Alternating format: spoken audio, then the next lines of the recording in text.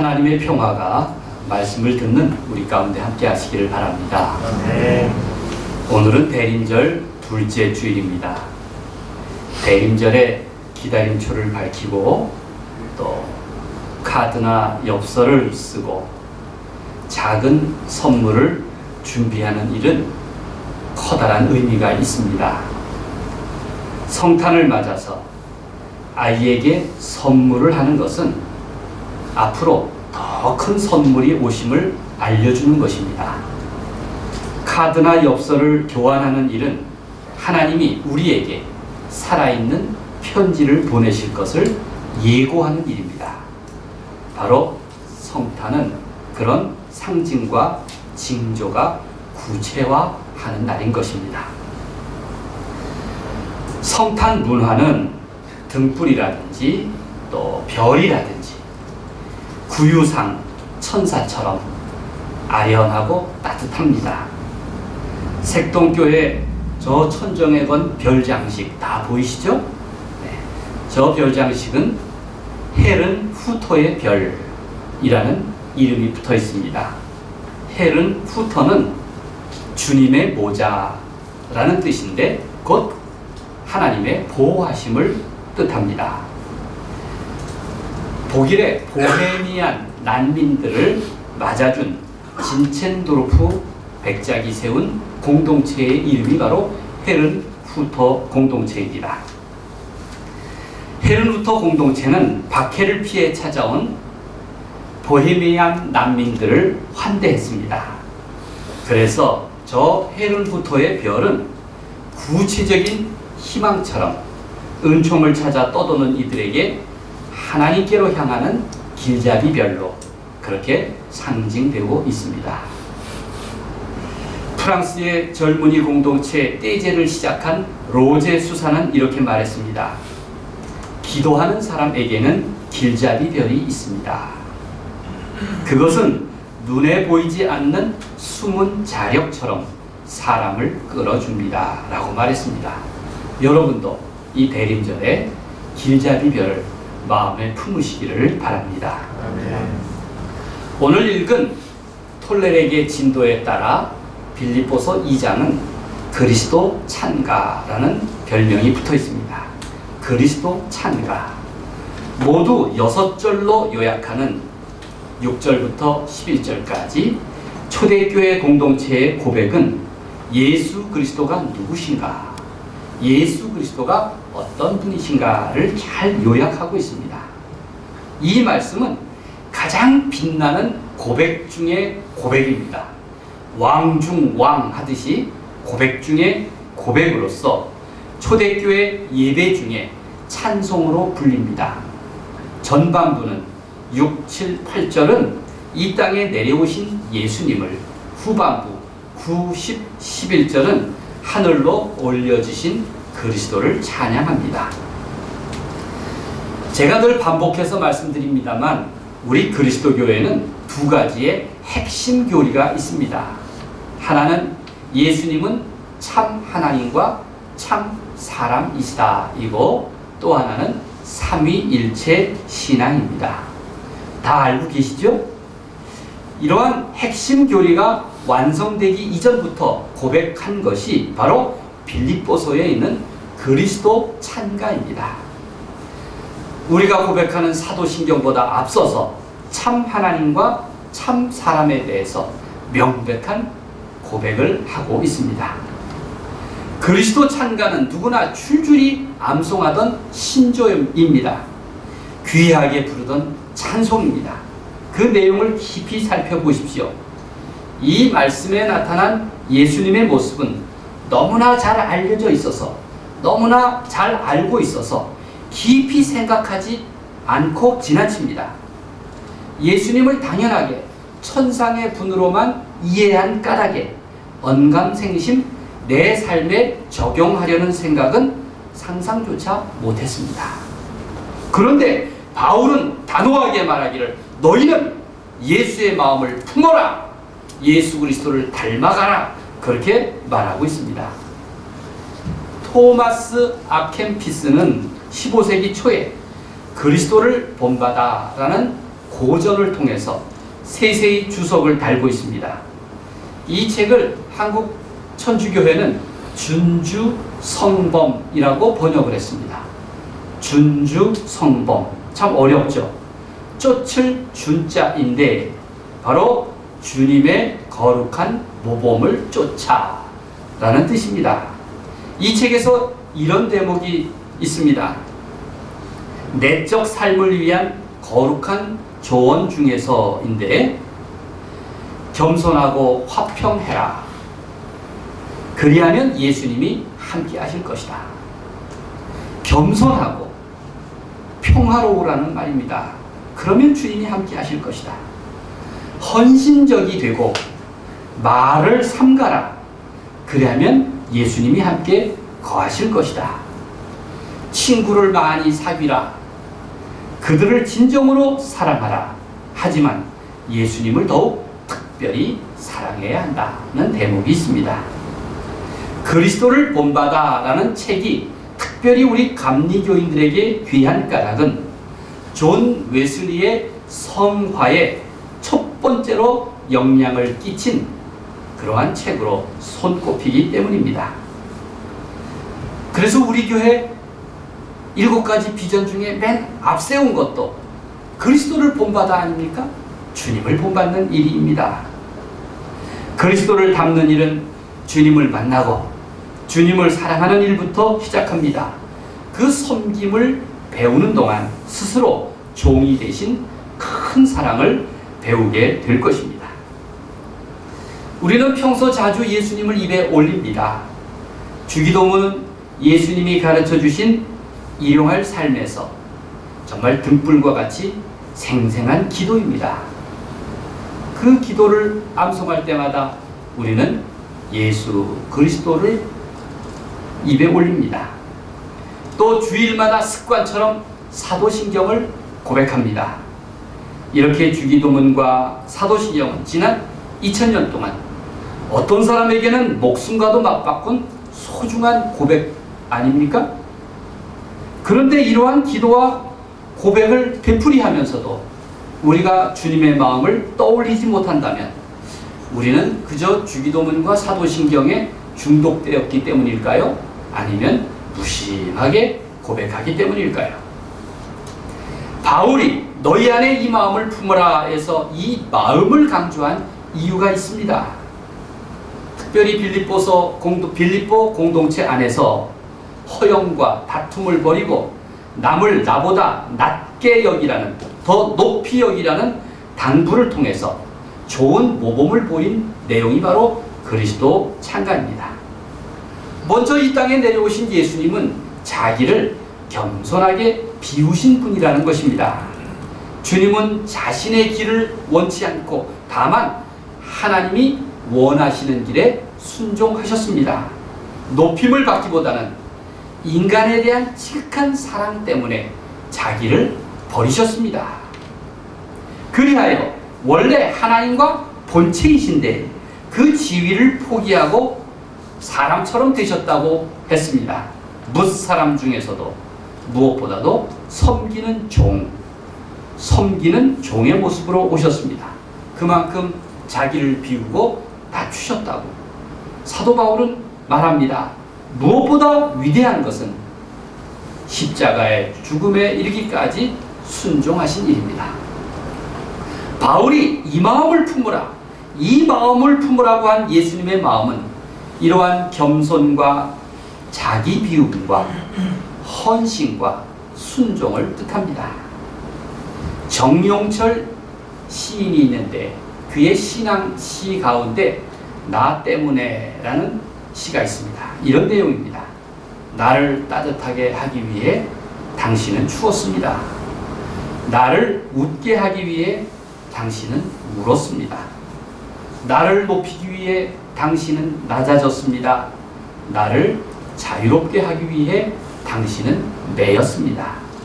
나를 살리기 위해 당신은 죽었습니다.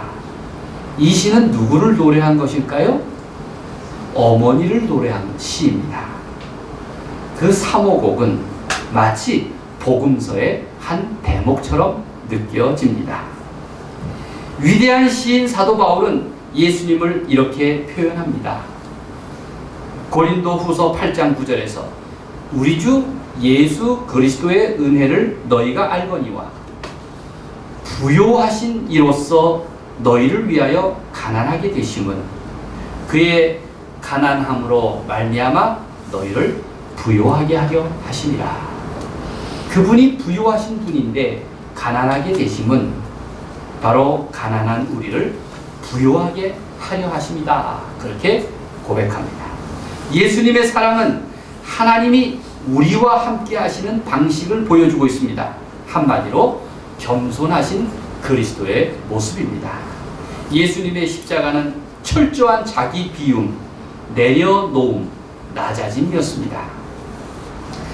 빌립보서의 그리스도의 찬가에서 사도 바울은 이러한 예수님의 자기 비움, 순종을 케노시스라고 표현했습니다. 케노시스. 케노시스는 케눈이라는 말에서 나왔는데 그릇에 담긴 것을 다 쏟아버리는 것, 그게 바로 케눈입니다. 완전한 자기 비움이 그 케노시스입니다. 이 노래의 이름을 그냥 케노시스라고 부르기도 합니다. 본문은 겸손, 겸비, 겸양하신 예수 그리스도의 모범에 대해서 말합니다. 우리가 함께 읽어볼까요? 6절, 7절, 8절입니다. 이 그리스도 찬가의 전반부입니다. 시작. 그는 근본 하나님의 본체시라. 하나님과 동등됨을 취할 것으로 여기지 아니하시고 오히려 자기를 비워 종의 형체를 가지사 사람들과 같이 되셨고 사람의 모양으로 나타나사 자기를 낮추시고 죽기까지 복종하셨으니 곧 십자가에 죽으심이라. 근본 하나님의 본체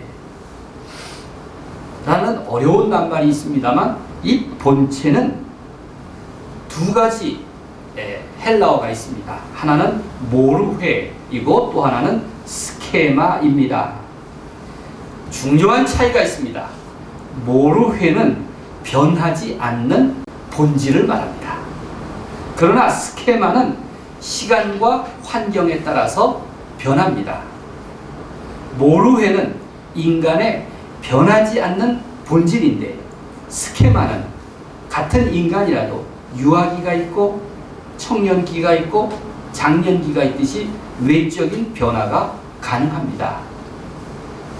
예수님은 본래 신성이라는 본체 모르회를 지니셨습니다. 그렇다면 인간으로 낮아지심은 본체의 변화입니까?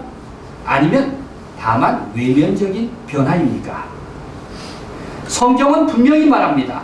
예수님은 종의 형체를 가지게 되셨는데 그 낮아지심은 단순한 겉모습의 변화가 아니라는 것입니다. 본질 자체의 변화, 곧 모르회의 변화였다고 분명히 증언합니다. 사도 바울은 자기를 비워 낮추시고 죽기까지 복종하신 예수님의 외면적인 변화는 질적인 자기 비움이었다고, 질적인 자기 비움의 변화였다고 분명히 기록하고 있습니다. 철저하게 자기를 버리셨다고 그렇게 말합니다. 예수님의 겸손과 섬김, 복종과 헌신은 본래적인 자기 버림을 통해서만 가능했습니다. 예수님은 부요하신 분이었으나 스스로 가난하게 되셨다. 그렇게 고백하는 이유입니다. 그 이유는 가난한 우리를 부요하게 하시려고 행동하신 것입니다. 사람에 대한 지극한 사랑 때문에 자신을 비우시고 참 인간이 되셨으며 죽기까지 복종하셨습니다. 바울의 주장은 이렇게 참 단순합니다.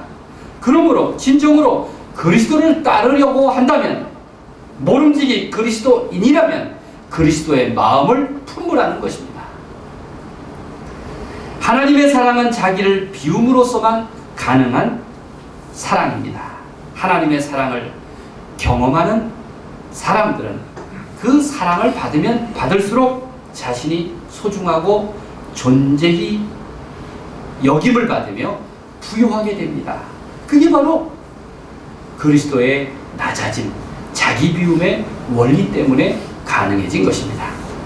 신약 성경은 성탄을, 그리스도의 탄생을 성육신으로 이해합니다. 요한복음은 이렇게 증언합니다. 요한복음 1장 14절입니다. 말씀이 육신이 되어 우리 가운데 거하심에 우리가 그의 영광을 보니 아버지의 독생자의 영광이요 은혜와 진리가 충만하더라. 요한복음이 성육신에 대한 증언이라면 빌립보서는 성육신에 대한 찬미입니다. 두 가지 말씀은 서로 보완하면서 더욱 구체적이고 확신에 찬 고백을 들려줍니다. 모두가 다 참 하나님이요 참 사람이 되신 사건, 곧 성육신의 신비를 들려줍니다. 예수님이 사람이 되신 것은 잠시 배역을 맡아서 연기하신 일이 아니라고 성경은 말합니다.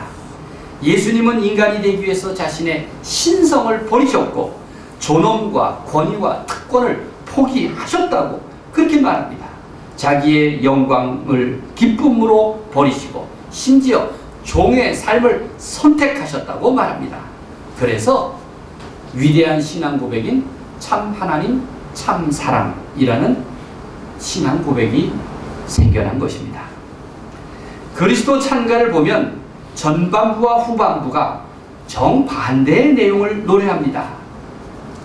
이를테면 나를 비울 때 하나님이 채워주신다.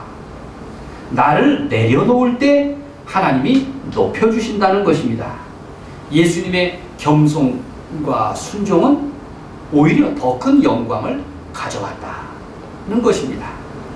자신을 비우고 내려놓고 낮아지신 예수님을 하나님은 채우시고 높이시고 올리십니다. 하나님은 십자가에서 가장 천하고 욕되며 고통스럽게 죽으신 예수님을 높여주셨습니다. 그리고 모든 이름 위에 뛰어난 이름을 주셨습니다. 하늘과 땅, 사람들이 그분께 무릎을 꿇고 주님이라고 부르며 이를 통해서 하나님께 영광을 돌리게 되었습니다. 9절부터 11절 후반부를 함께 읽어보겠습니다. 이러므로 시작. 이러므로 하나님이 그를 지극히 높여 모든 이름 위에 뛰어난 이름을 주사 하늘에 있는 자들과 땅에 있는 자들과 땅 아래에 있는 자들로 모든 무릎을 예수의 이름에 꿇게 하시고 모든 입으로 예수 그리스도를 주라 시인하고 하나님 아버지께 영광을 돌리게 하셨느니라. 어제 다 읽었던 말씀이죠? 막 가슴이 떨렸죠? 이 말씀을 읽고 이 말씀이 있었나? 그렇게 생각하는 분들은 꼭 기억력 테스트를 하시기 바랍니다. 십자가를 지는 데까지 나아간 그 겸손한 종의 형체 위에, 그 종의 형체 위에 오히려 모든 이름 위에 뛰어난 이름을 주셨습니다. 그 이름이 바로 큐리오스라는 이름입니다. 우리식으로 표현하면 주님이라는 뜻이죠. 주님. 이 뜻은 모든 생명이 있는 것들의 주가 되심을 뜻합니다. 우리는 예수님을 주님이라고 고백합니다. 주님. 우리나라 세번역 성경이나 영어 NIV는 구약 성경에서 여호와라는 이름을 주님으로 또는 로드로 번역합니다. 그러니까 주님은 여호와라는 이름의 또 다른 표현이라는 거죠. 주님은 아주 특별한 이름입니다. 이 이름은 예배 언어가 되었습니다. 우리가 억눌려서 의무감을 가지고 예배하지 않고 나를 향하신 하나님의 사랑에 대한 감동으로 예배드리지 않습니까? 그러한 내가 고백하는 이름이 바로 주님인 것입니다. 내가 예수 그리스도 앞에 무릎 꿇는 것이 가능해진 까닭은 주님이 나를 위해 먼저 낮아지고 십자가에 달리셨기 때문입니다. 그래서 우리는 주님이라고 고백합니다. 성탄을 연상하면 사람들이 가장 먼저 떠올리는 것이 구유입니다. 구유.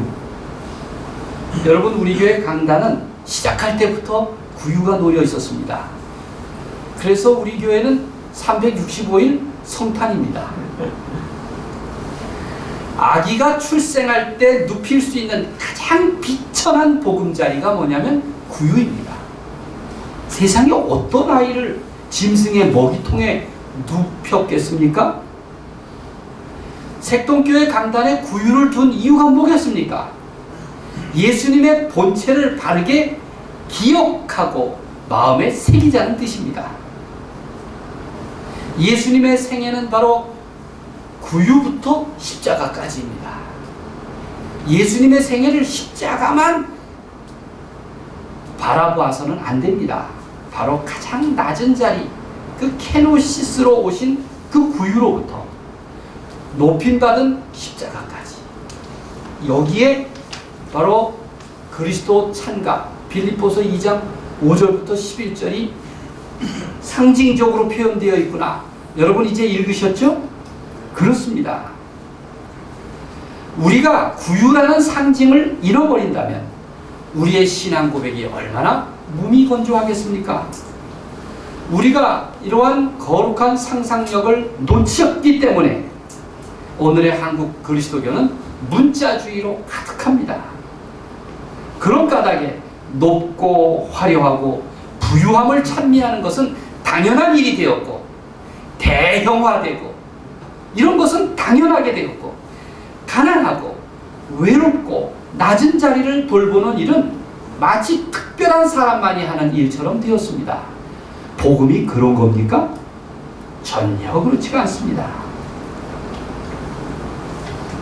그런 성탄이 어떻게 가능합니까? 아기 예수의 연민을 잃어버린 교회가 더 이상 세상의 아픔, 두려움, 고달픔, 위험함에 대해서 긍휼히 여기는 마음을 갖지 않게 된 것은 당연하게 된 것입니다.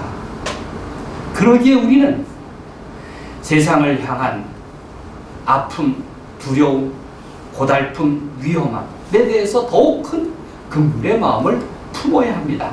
그것이 바로 성탄의 마음인 것입니다. 천사는 하늘에만 존재하지 않습니다. 강보에 쌓여 구유에 누인 초라한 아기 곁에서 평화를 노래하고 친절히 보살피며 선하고 용기 있게 하나님의 일을 하려는 사람들은 이미 그들의 겨드랑이에 움트는 날개를 느낄 수 있을 겁니다. 한번 그걸 느끼지 못하면 조금 더 노력하시길 바랍니다. 대림절은 춥고 어둡고 을씨년스러운 계절이지만 온통 따뜻한 사랑의 상징으로 채워나가는 그러한 절기인 것입니다. 그래서 우리는 기다림초를 밝히고 엽서와 카드를 쓰고 달력을 만들고 그리고 작은 선물을 준비하는 것입니다.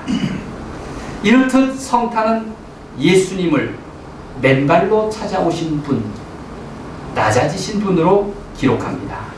주님은 그 모습으로 우리에게 찾아오셔서 허물 많은 삶을 고쳐주시고 위로해 주시고 만져주십니다. 우리의 지칠 대로 지친 영혼을 생기를 불어 넣어 주십니다. 그리하여 대림절이면 다시 예수 그리스도에 대한 내 신앙 고백을 돌아보게 하는 것입니다. 바울은 말합니다. 너희 안에 이 마음을 품으라. 너희 안에 이 마음을 품으라. 곧 그리스도 예수의 마음이니. 대림절과 성탄절 그리고 주현절은 바로 예수 그리스도의 마음을 품는 절기입니다. 더 나아가 그리스도를 닮는 일, 그리스도를 사랑하는 일, 이것을 내 삶의 본보기로 삼아가는 절기인 것입니다. 우리는 스스로 할 수 없습니다. 다만 성령의 도우심으로, 성령의 능력을 힘입어서 날마다 그리스도를 조금씩 닮아갈 수 있습니다. 내가 그리스도인임을 고백한다면, 자부한다면 우리는 예수 그리스도의 마음을 닮아가야 합니다. 하나님의 마음이 나를 지배하도록 하십시오. 그리스도의 성품을 닮아가십시오. 그 온유하시고 그 온유하시고 겸손하시고 평화로우신 큰 사랑 안에 나를 포함시키십시오. 하나님께서 내게 그리스도를 본받은 그리스도인이란 이름값에 어울리는 삶을 살도록 허락해 주시기를 모든 이름 위에 뛰어난 우리 주님의 이름으로 간절히 축원드립니다. 아멘. 기도하겠습니다.